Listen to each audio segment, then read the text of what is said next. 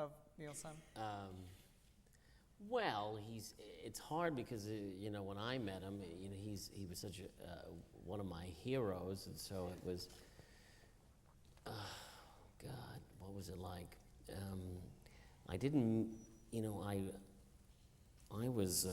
This was back in the end of '86, and I was broke. I was dead broke, and I went to the closing night party of the Common Pursuit, which I had been in. Mm-hmm. No, I actually was in it. I was in it for the last week. Yeah, and I ran into Mark Nelson, who said to me, the casting. I said, I have no money, and he said.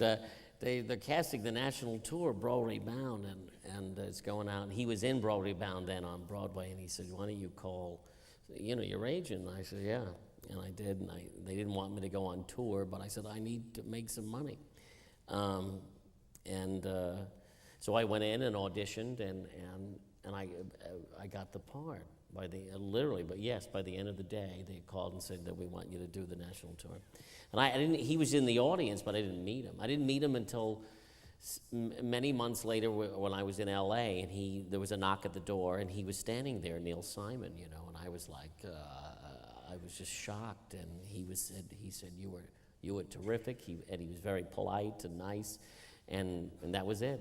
And then he went away, and I didn't see him again for a while. And then when I was doing. Something, and Jerry Zach said to me, Neil Simon's written a new play, and he said they would like you to play this part that Louis Stadlin ended up playing, one of the comedy writers. And I said, well, sure, anything, sure, I'd love to do it. And then they were going to have a reading of it, and they said they couldn't find anyone to play this sort of Sid Caesar character. And he said, we want you to play this other part, but he said, just for the purposes of the reading, you played the Sid Caesar character. And I read it. And I went, this is a really tricky part because all of these other guys, they have all the verbal humor, and this character, it's like one of those things. It's not unlike Felix. They talk about you for 20 minutes, and then you have to come on and fulfill that, and it was hard. He's drinking and taking pills, and there's a lot of trauma in his life, and but it was interesting, and we did the reading of it, and they were looking they wanted a big guy. Like Sid Caesar, they wanted a big 6-foot guy and, heavy and, but by the end of it, they said to me, now we can't imagine anyone else doing it, which was, lovely. And because it was the central character. And so anyway, I mean, it's hard to say. One of the great things about that was I can't say that I know Neil very well. I know that whenever I worked with him, we've had this a really great time. And what I loved about Laughter was that we went out of town, and as Matthew has went through many times, was going out of town and just him, rewriting. And I always wanted to have that experience, to be out of town with a Neil Simon play and watching him rewrite and listen to the audience. And then I can remember this one day I was walking in the theater and he was writing on a legal pad, as he does, in longhand, and I said, what are you doing? And he said, I'm writing a speech for you. And I said, oh, really? He said, yeah, we'll put it in a few days. I said, well, give it to me. He said, I will do it tonight, And that kind of, to me, that's exciting. But he's always been sweet. And he's not terribly precious about his work. I think if we had, opened it up to him to completely rewrite The Odd Couple, there is a part of him, don't you think, that would have just said, great, let's page one. Let's start from scratch. Let's start from scratch. But he didn't rewrite anything, or much, did he, for this production? Tiny little a line here or there. Mm-hmm. But I think, really, if we had asked him to, he would have started over. What's interesting about that 23rd floor is that both Neil and Mel Brooks and Carl Reiner and Larry Gelbart and Woody Allen all started out there on that 23rd floor. How does Neil's comedy compare to Mel Brooks' writing? Can you kind of put your finger on, having been in both the producers and this and other productions, how it may differ? Well, Mel is, there's a wilder thing happening that you can't, unless you've experienced Mel and you sat and had dinner with him, or there's no human being more entertaining than Mel Brooks to either have dinner with or sit in a room with. I mean, he's just the most entertaining human being I've ever met, and one of the smartest too. It's just, but it comes from.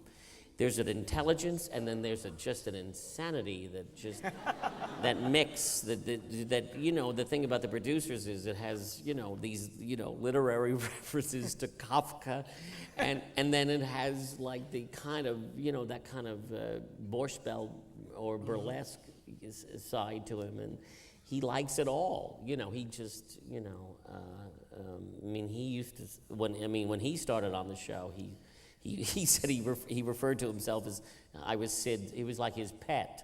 He said I was Sid. Sid Caesar brought him into it, and the producer Max Liebman didn't care for him, but he was sort of hired to write individual jokes here and there, and they wouldn't give him credit, and he just used to hang out, and eventually they did. But he was.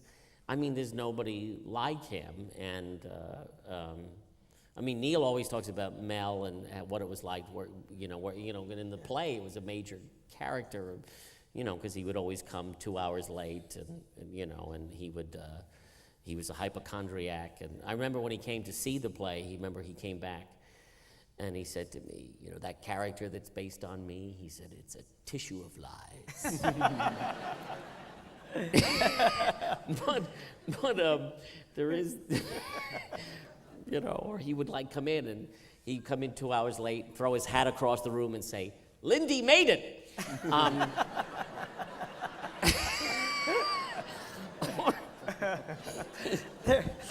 Or Neil has a story that they were walking down the street one day and he saw two nuns coming toward them, and Neil said, "Oh, he's going to say something," and he just as they were walking by, he turned to them and said, "You're out of the sketch."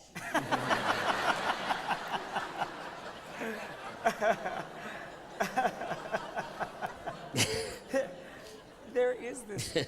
The microscope one that he's. Tell us. Tell it.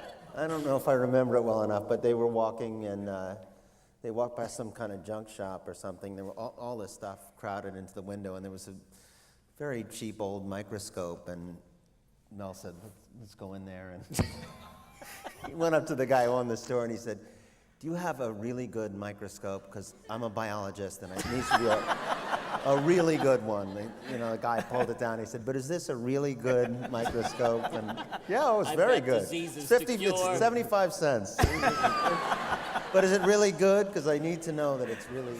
I guess, you know what it is? I mean, that room it was about people. Sid would sit in a chair and they would yell things out. They would yell jokes out or ideas, and blah, blah, blah, and he would go, "Yes, no, this," it would be like, it was this free-for-all, and Neil would sort of used to famously whisper into someone's ear, like if he had a line, and the Carl Reiner would say, "I think Doc has it," because, he would just whisper the line. Whereas Mel would be standing on a desk screaming, or Mel there's more of a sort of improvisational thing with him, and, even when we went out of town with the producers, we would talk about, we needed a joke here, we would just improvise, we would just, throw things back and forth. He's amazing.